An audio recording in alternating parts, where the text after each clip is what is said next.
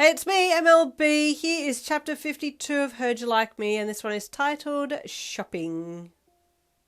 Jirou spluttered with laughter and clicked the pic, and then continued to laugh when she went into her camera roll to see the photo again and show it to you and Momo. Yin, your face, she laughed, clutching her middle as she bent over.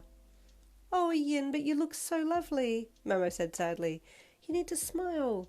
I was smiling, you replied. Look, this was me smiling. This was me adequately expressing my joy at being in this hideous... It's not hideous, it's stunning, Momo interjected, while Jirou just continued to laugh.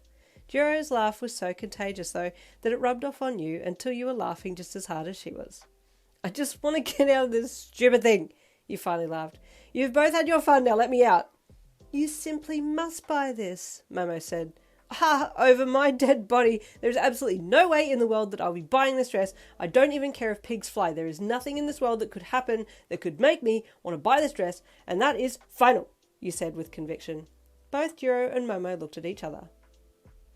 I can't believe I bought this dress, you sulked 20 minutes later as you were leaving the store with your girls. Jirou and Momo both giggled, and you gave them both the stink eye. Bruh, I thought I got two angels, but y'all are demons in disguise. So sweet, so easy on the eye, yet hideous on the inside, you mused with a smirk. Oh, those are the lyrics to Takedown, Momo said happily. I love that song. Speaking of songs, can we go to the music store now? Jirou asked. I really need that new pic. Oh, I might accidentally on purpose leave this dress at the music store, you said loudly. Jirou, take her bag and I'll hold it, Momo instructed. She'll leave it there for sure. No, don't take my bag, you groaned as Jirou quickly took it off you. Damn it. For whatever reason, Jirou was finding this way too amusing, and you smirked to yourself quietly when you heard her giggling as she gave the bag to Momo. What are you evil beings going to make me wear that thing for? You asked with a playful scowl. I don't know yet, Jirou said with a smirk, but we'll let you know. Well, I'll know all right, because my lips will be freezing flippin' cold and my hoochie's going to get the flu, and all down there's just going to be crying woman tears, you pouted. Jirou snorted at the analogies and Momo sighed. Yin, you really do look beautiful in a dress, she said again. Bro, I look about as hot in a dress as what Bakugo would. Have you seen how that guy walks? What's up with that? I saw him and Karishma coming back from their week of work experience, and I thought he'd been hit by a quirk, you said. Bro walks like he's just ridden a horse for 4 hours and then got kicked in the ass afterwards. Actually, going by his attitude too, wouldn't surprise me if that were the case, you mused, basically just talking now, not caring if either Momo or Jirou were listening. After you left France, Momo, I went to stay at my grandparents' place and they enrolled me in the local polo team. Oh my god, the worst. Well, actually, horses are pretty cool, so I don't mind. But getting off after riding and then having to walk, yeah, Bakugo. Very Bakugo. And then the first time I got off the horse, my legs folded like a damn lawn chair. Just gave me absolutely nothing. Hit the ground like wham, you said, doing the smacking action with your hand. Momo and Jirou were both very amused by your chatter and didn't interrupt you, so you kept rambling. Maybe I should ask him if he's ever ridden a horse, you mused. Bet he'd say no. You looked at your two girls to see if they had any input, and they were just looking at you and listening. Go on, Jirou asked. I was finding this very educational, Momo added, and you laughed. Were you ever going to tell me to shut up, or no? You asked. No, they both replied, and you laughed again. Okay, I'll shut up, you said. No, keep talking. No, keep talking, they both said, and then you all burst out laughing together.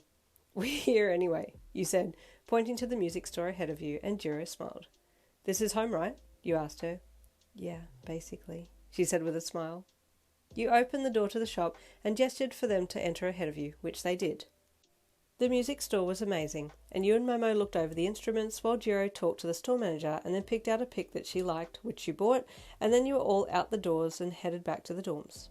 You had only been back for an hour before Jirou came knocking on your door. Hey, the mattress is here, she said. They just rang to say they'd be bringing it up soon. Oh, I completely forgot about that, you said, bouncing back off the bed to go and help. Momo, you chill here, I'll be back in a sec. Okay, she said. I wanted to try the dresses on that I got today and hang them up, just to make sure they really fit well, she added. Yeah, cool, no worries, you said, running over to give her a kiss on the cheek. I'll be back. Okay, she said, waiting for you to leave with Jirou before she quickly walked to the bag of clothes and dug through, pulling out a white lingerie ensemble and holding it up. Oh, I do hope I get to wear this for Yin soon, she gushed, taking her clothes off to try it on. Down on the bottom level of Heights Alliance, you met with the men who had your new mattress and greeted them as they walked to the door with a large cylinder tube in hands. You asked, looking at it. Mattress, the first guy said. Where do you want it? Oh, upstairs, I'll show you, you said, walking to the elevator ahead of them. Is that going to fit in here? You asked, eyeing it being held between the two guys. Yeah, should do, the guy at the front, who had been the only one of the pair to speak so far, said. Okay, you said, gesturing to the open elevator door once it had dinged open. Okay, be my guest. Thanks, the guy said, and stepped in, moving to the back as quickly as he could while you made sure the elevator door didn't close on them prematurely. You in? You asked once they'd shuffled around a bit. Yep, the same guy said, and you nodded. Okay, I'll let this close and we'll race you up, you said, giving a thumbs up to Jirou, who had been a silent bystander to all of this. She nodded and you removed your hand. Ready, set, go, you joked. See you up there, level 2, you added, and the guy whacked the number 2 on the panel. As soon as the doors started to close, you called to Jirou. Okay, up we go, you said, turning for the stairs. Oh, good lord, what was I thinking? I don't do stair sprints. As you and Jirou started up, you met Bakugo and Kiri coming down, and you shot past Bakugo, nearly knocking him over in your haste. Watch it, he snapped as you ran past.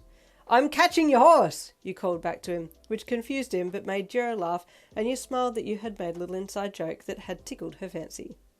You and her made it up to level 2 just as the doors to the elevator opened, and you placed your hands on knees and wheezed as you waited for the guys to carry the mattress out and down the hall to her room. That way, you panted. Second door. The guys carried it to the room in question, and you called an also panting Jirou up closer so that she could unlock the door and let you in. I've made space, she said, gesturing to the clear spot in the middle of the room, so the guys dropped it down, and the guy who did all the speaking reached for his back pocket, pulled out a knife and then ripped it right down the side of the mattress to open it. The mattress flicked open and started to inflate and stretch out as he pulled the wrapping off it, and he turned to you. Let it swell for about 12 hours, he said, and it should be fine. What? You asked. 12? Yeah, he nodded. But you can sleep on it sooner. That's just the recommended. And that is the end of chapter 52. Stay tuned for chapter 53 coming tomorrow. I'll see you then.